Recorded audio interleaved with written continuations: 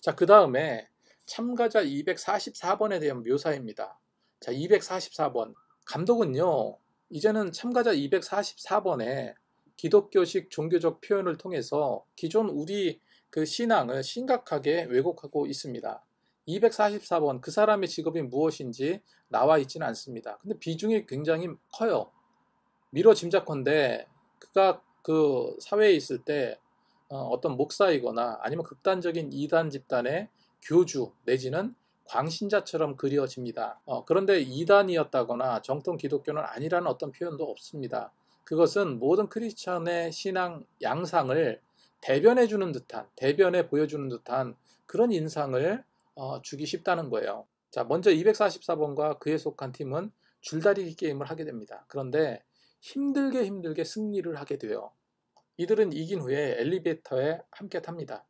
엘리베이터 안에는 모두 다 기진맥진해 있었어요. 힘들거나 자신이 이겼다는 그런 안도감 때문이 아니라 자신들이 이김으로 인해서 상대편을 죽게 만들었다는 일종의 자책감, 뭐 이런 거, 이런 감정들 때문에 모두 맥없이 엘리베이터에 서 있습니다. 그런 와중에 244번은요, 그 엘리베이터 안에서 무릎 꿇고 두 손 모아서 기도하는, 웅얼웅얼거리면서 기도하는 그런 장면이 나옵니다. 그러면서 그 내용이, 기도 내용이 뭐냐면, 죽지 않고 이기게 해주셔서 감사하다는 기도였어요. 이것을 지켜보던 지영은요, 지영은 아까 제가 깐부에서 그 아버지가 목사였다는 그 지영이요. 이것을 지켜봤던 그 지영은, 아저씨 지금 누구한테 기도해? 주님? 이긴 게 주님 덕분 같아? 이렇게 말합니다. 당신이 지금 살아서 이렇게 혀를 놀리고 있는 건 저기 일본 할아버지와 마지막에 기가 막힌 잔머리로 승리를 이끈 저 두 분 때문이야. 그러니까 감사기도 할 거면 저 사람들에게 감사나 해. 라고 이렇게 비아냥거리며 말을 합니다. 그런 와중에도 244번은요, 계속해서 웅얼거리며 기도합니다. 그러다가 갑자기 눈을 번쩍 뜨면서 이렇게 말해요. 그 표정은요, 정말 신기 들린 사람의 모습 그대로였습니다. 마치 어떤 신으로부터 굉장한 신내림을 받았거나 계시를 받은 것처럼 그런 섬뜩한 표정을 보입니다. 그런 표정으로 이렇게 말해요. 길 잃은 어린 양아, 너는 오늘 십자가에 못 박힌 사람들의 통곡이 들리지 않느냐? 우리는 그 사람의 희생의 피로 살아남았다. 죄 많은 우리를 대신하여 내가 그들의 희생과 주님의 선택에 감사하며 기도를 올리는 것이다. 이렇게 말합니다. 그때 지영은 244번을 보며 말하죠. 지 손으로 죽여놓고 라고 말합니다. 지영은 그러면서 기도만 하면 다 천국 가는 거야? 그러면서 욕을 하죠. 그러고 그럼 기도해야지 하면서 기도하는 걸 조롱하며 흉내를 내요.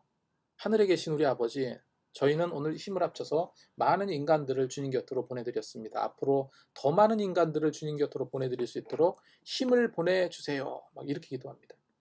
여러분, 이런 상황과 표현이 일반 사람에게는 그저 웃음거리 내지는 극적인 재미를 이끌어내는데 굉장히 훌륭하다 여길 수 있겠지만 이건 분명 우리 믿음에 대한 조롱이에요. 그렇게 웃어 넘길 수 있는 장면이 아니라고 생각을 합니다. 자, 이제 게임이 길 건너기 게임을 하게 됩니다. 그 유리로 된 길을 한 칸 한 칸 건너가는 그런 게임인데요. 그 유리는 몇 사람이 서 있어도 깨지지 않는 강화 유리가 있고 또 올라타면 바로 깨지는 일반 유리가 섞여 있습니다. 그래서 잘못 선택해서 옮겨가면 정말로 수십 미터 아래로 떨어져 죽을 수도 있는 그런 상황이에요. 그걸 구분해서 건너야 하는 그런 게임입니다. 굉장히 스릴 있죠. 그 게임을 위한 번호를 선택하는 장면이 나옵니다. 그런데 244번은 인간을 창조하신 날이 6번째 날이니까 자기는 6번을 선택하겠다라고 이제 말합니다. 혼잣말로. 그러면서 다시 온전한 인간의 모습으로 돌아간다는 의미다. 이렇게 뭐 엉뚱하게 성경적인 내용을 또 해석하고 인용합니다.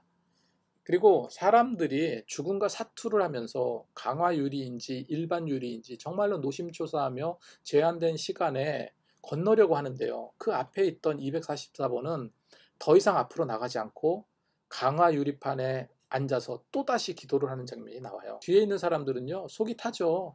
만약에 제한 시간에 건너지 못한다면 다 죽게 되기 때문이에요. 그런 급박한 상황에 244번은 광기서린 표정으로요, 하나님의 공양에는 차례가 없습니다. 심판의 날이 다가왔습니다. 우리는 다 지옥 가는 겁니다. 뭐 이렇게 엉뚱한 말을 합니다. 여러분, 이런 표현들이 기독교인의 모습이라고 까고 있는 거예요. 그런데 결국 분노한 한 사람이요, 244번 앞으로 뛰어갑니다. 그래서 서로 244번과 몸싸움을 하게 돼요.